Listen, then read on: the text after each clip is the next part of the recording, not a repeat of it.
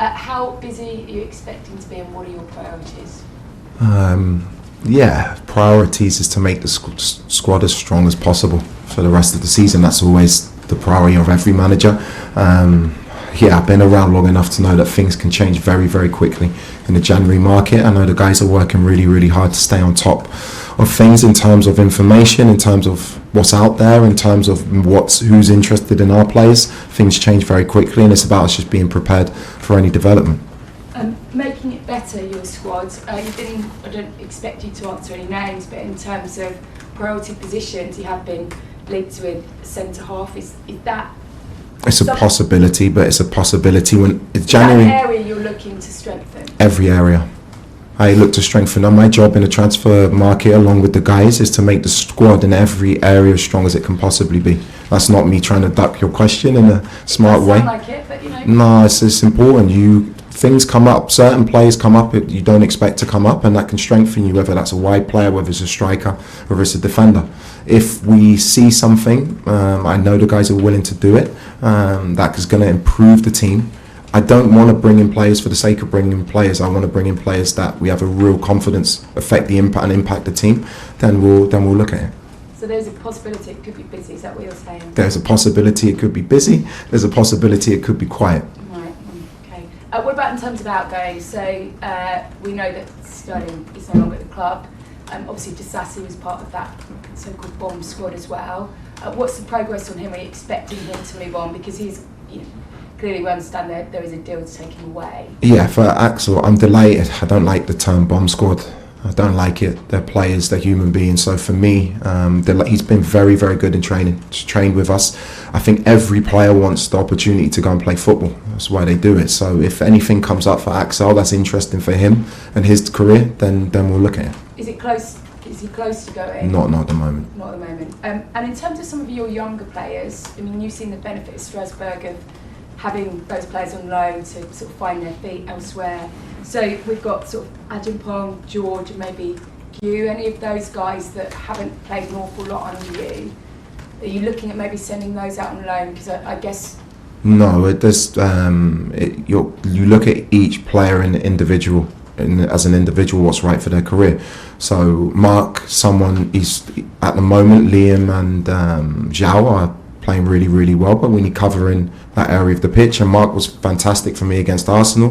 Tyreek, unfortunately for him, hasn't had many minutes, so that's a different individual situation for him. Josh is an outstanding player. I want Josh with me. So they're all individual things. You can't put the three of them together. Okay, and just finally for me then, a little bit of team news, and we've managed to get through the first 5 minutes without a Cole Palmer question. That's good. So, how did he come through the 45 minutes, and when do you feel that you might start getting a 90 out of him? Well, I think how he came through with 2 assists and an outstanding performance. But I mean afterwards, in terms of reaction to the injury, whether or not he's absolutely ready fine. to go again, and can you start getting 90 out of him? Because I'm sure that's what he wants. That's what he wants. That's what I want. But yeah, he's available to start tomorrow. So really, really happy about that. Like how many player being available to start.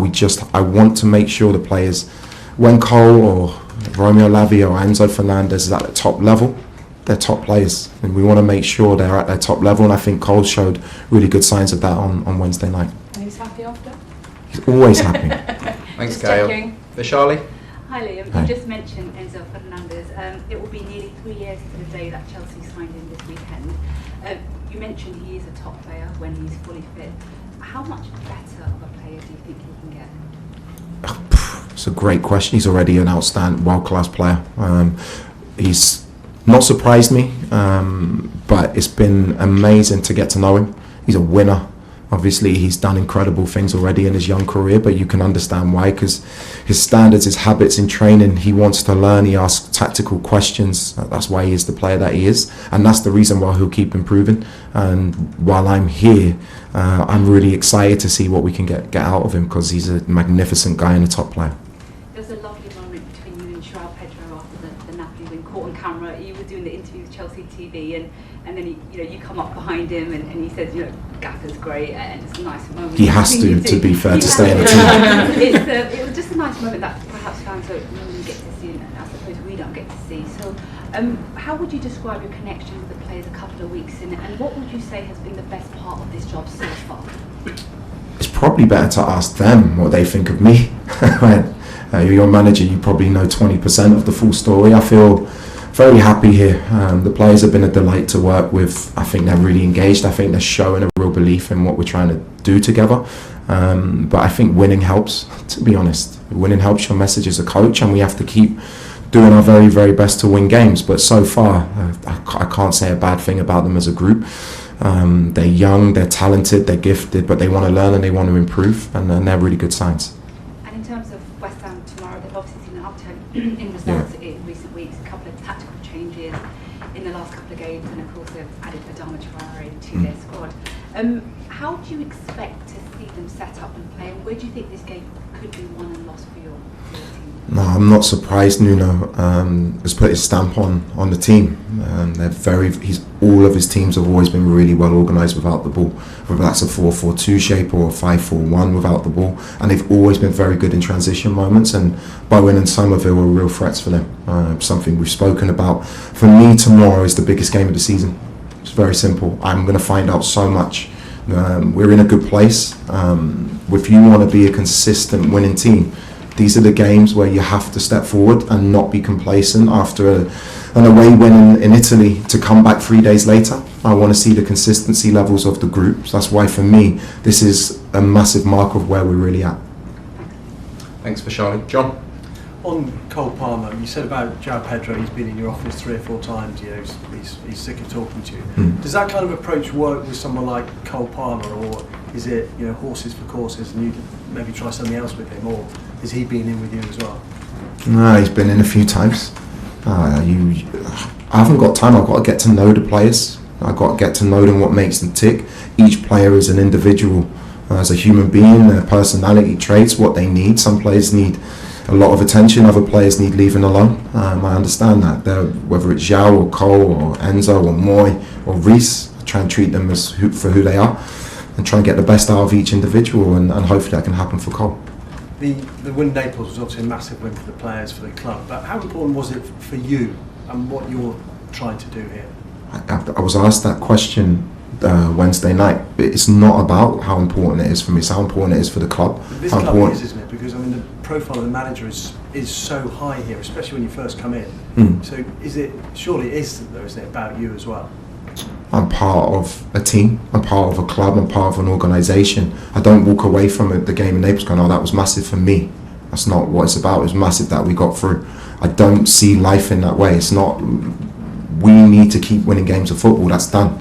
My focus is now on West Ham. It's not about a statement win or what people say outside of the club about me. Doesn't make any difference. I want to win each game that we play, or what people think, and the way you make people like you is to win. And just a final one on the transfers. How does it work? Do you go to the sporting directors and say, I'd like this, this and this? Or do they come to you and say, we suggest this, this and this?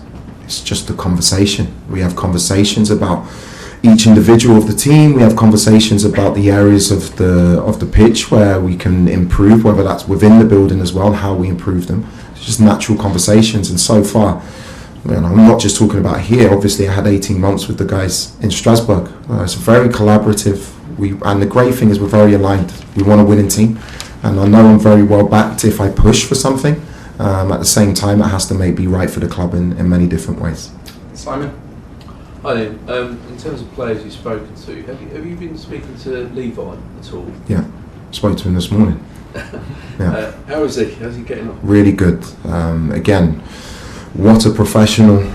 He's working so hard in terms of his rehab. It's been brilliant to see him back out on the pitch now, doing his running, which is a huge step for him after, obviously, ACL is a really difficult injury. He's itching to get back, but again, we need to make sure that when he is back, he feels 100% perfect. And again, another outstanding player I can't wait to work with. Do you think it's starting to look positive that he could be back before the end of the season? Yes, but it's step by step. And I don't want to make promises that I can't keep. At the moment, he's in a really good place. He's on good track. But I don't like putting time frames on injuries because I think it puts unnecessary pressure on players where their health is the most important thing. And just quickly on the injury front, though, like the other players like Tosin, see you go. Is Romeo sort of any closer? They're all getting closer day by day. Tosin and Romeo, Tosin was back out on the pitch today doing his individual rehab. Romeo's in a really, really good place, and we have to just make sure this last stage of his rehab is really, really good. And Dario's obviously a little bit further behind. Rob? Hi Liam. With João Pedro, you've said he's been spending a lot of time in the office with you. Can you tell us a bit more about what sort of things you've been helping him with, or what you would like to see more from him then? And because he's been maybe one of the most improved players since you've been. João's an outstanding, magnificent footballer. We know of his talent level, his ability, and he's still very, very young. I think my private conversations with players are private for a reason. But what I want to see, not just from João, but from the team, I just want to see maximal intensity in the team. I want to see a team that runs, a team that's together, where all 11 players are back defending, where all 11 players are attacking as a unit. You have to be fit and you have to press to be in my team. And I think for João, the goals he's scoring is because he's working so hard without the ball, and his positions he's picking up because he's working hard without the ball allow him to receive the ball in the areas he wants to. And I think he's been, his performance against Napoli was incredible. I mean, the club's been looking for that sort of 20-25 goal a season striker for a long time, not quite cracked the case.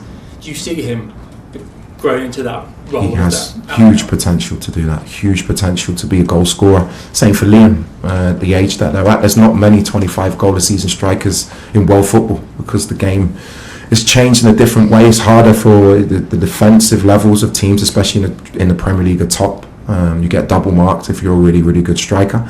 But João and Liam have the potential to be consistent goal scorers for sure. And we'll finish this section with Martin. Hi Liam. Your predecessor sat in that chair and told me quite categorically towards the end of his time here that he would never use the long throw. Do you have a view on it?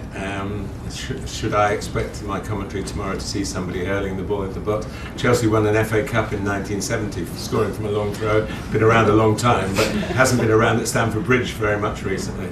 Well, I think I need to find someone in my squad who can throw it long first, judging from training. No, my job. But you don't have an anti-feeling about it as a tactic. No, football. The beautiful thing about football, you can play in so many different ways. There's no right or wrong way. Every team has their own way of playing. Every coach has his own idea. But for me, I just want to help the team win. If it comes from a long throw, great. If it doesn't, great. But we win. So I'm not going to rule anything out. But like I said, I haven't seen any of our players be able to throw it more than 10 yards so far. The other question is about Cole Palmer. Another one. No, but this is slightly different. You're a very bright young manager. Do you think football needs to do something at Premier League level? Because you're having to get a player fit by playing him in the first team.